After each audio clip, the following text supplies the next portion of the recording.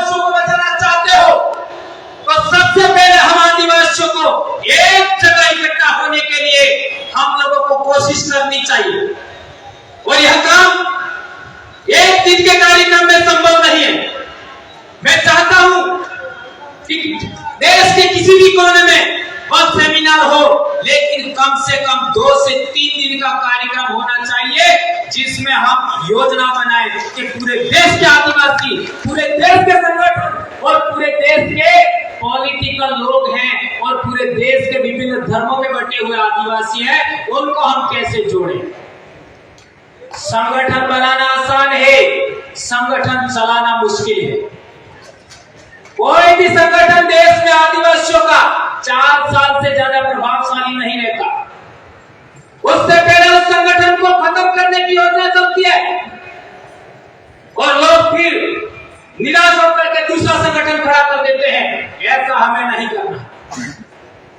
जो भी संगठन कर्ताओं ने अभी तक काम किया समाज के लिए, 5 से 10 साल दिया, उन संगठन कर्ताओं का अनुभव को हमें आगे बढ़ाना चाहिए।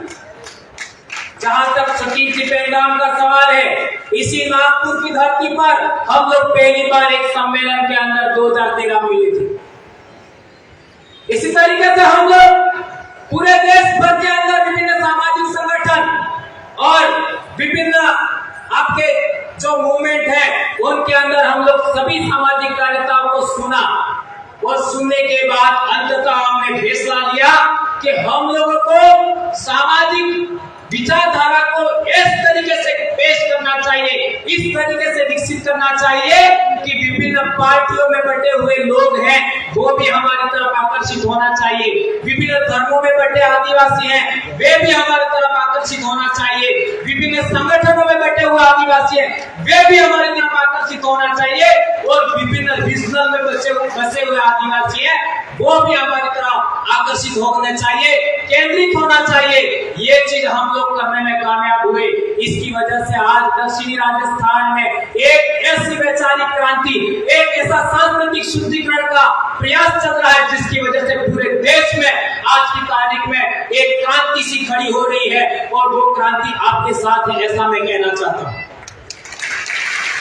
दोस्तों, पूरे देश के अंदर भील आदिवासी सबसे बड़ा आदिवासी समुदाय है और उसका मैं एक सदस्य हूं, वंशानुगत सदस्य हूं। जैसा कि यूएनओ में कहा गया कि भीली बोली संस्कृत भाषा से बनी है, इंडो आर्यन लैंग्वेज है, यह बात 100% ही नहीं 101% गलत है, 101% गलत है। कैसे? भीली बोली के अंदर मां को आई कहते हैं, संस्कृत भाषा के अंदर मां को क्या बोलते हैं? मात्र। हिंदी में क्या बोलते हैं? माता। भीली बोली में मां को क्या बोलते हैं? आई। कहां मैच कर रहा है? राजस्थान से लगा करके कर्नाटक तक आदिवासी लोग अपनी मां को आई बोलते हैं। कहां है? दूसरा उदाहरण, हम आदिवासी लोग दक्षिणी राजस्थान के अपने पिताजी को आतो कहते हैं। आतो। संस्कृत भाषा के अंदर पिताजी को क्या बोलते हैं? पित्र। हिंदी में क्या बोलते हैं? पिता। कहां मैच कर रहा है? मैच नहीं कर रहा है।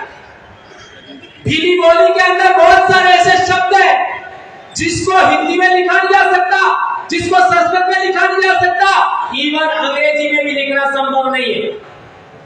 बहुत सारी महिलाओं के नाम मीरा होता है। मीरा को आप हिंदी में नहीं लिख सकते, अंग्रेजी में नहीं लिख सकते, संस्कृत में नहीं लिख सकते। इसी तरीके से 2 नदियां या 2 नाले मिलते हैं, उस जगह को बेड़ कहते हैं। बेड़ शब्द को आप हिंदी में नहीं लिख सकते, संस्कृत में नहीं लिख सकते, अंग्रेजी में नहीं लिख सकते। कैसे कह सकते हो आप भीली बोली है, वह संस्कृत भाषा से निकली है या फिर इंडो आर्यन लैंग्वेज है? और एक इंपॉर्टेंट बात कहना चाहता हूं, कि हमारी बोली के अंदर बकरी को बाकरू ऐसा भी कहते हैं और हिंदी में बकरी कहते हैं और संस्कृत में अजा कहते हैं। तो ऐसे शब्दों का चयन करके बाकरू बकरी ऐसा शब्दों का चयन करके इन लोगों ने कहा होगा कि भीली है वो इंडो आर्यन है या संस्कृत से निकली है, ऐसा कहा होगा। तो मैं आपको कहना चाहता हूं, मेरी अनपढ़ मां जो कभी स्कूल नहीं गई वो बकरी को लिए दो शब्द इस्तेमाल करती है, बाकरो और साड़ी। ये राजस्थान से छत्तीसगढ़ तक साड़ी या छेली बोलते हैं बकरी को। सही कह रहा हूं गलत कह रहा हूं? तो सालो ये ओरिजिनल भीली वर्ड है, ये ओरिजिनल इंडिजिनियस स्पीचेस का पार्ट है। बकरी है यानी बाकरू जो हम बोलते हैं, यह शब्द ये संस्कृतिकरण की वजह से, लैंग्वेज का संक्रमण होने की वजह से आया होगा, ऐसा कहा जा सकता है।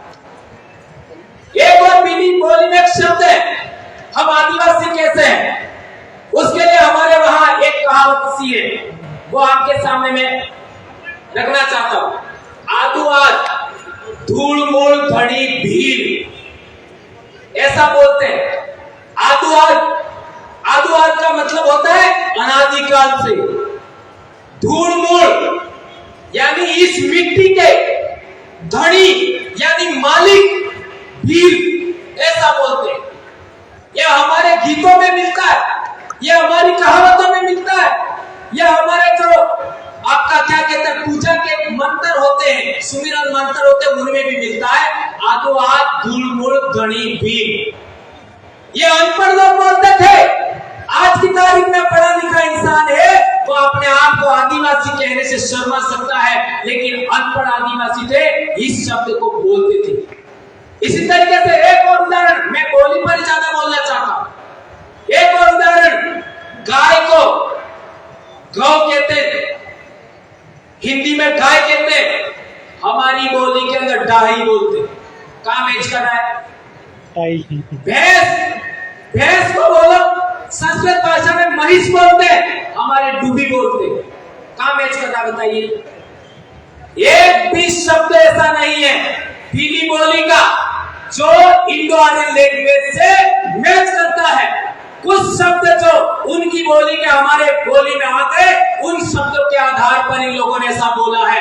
तो ये मैं कहना चाहता हूं कि कोई बंदा ये कहता है, ये साबित करना चाहता है कि भीली बोली इंडो आर्यन लैंग्वेज है और संस्कृत से निकली है, वो पहले बबरलाल परमार से डिबेट कर ले। ये मैं खुला चैलेंज दे रहा हूं।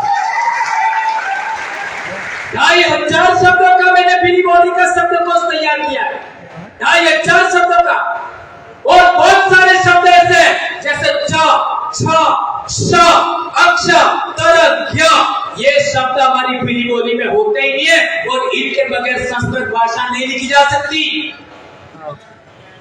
ये बात ध्यान रखनी होगी।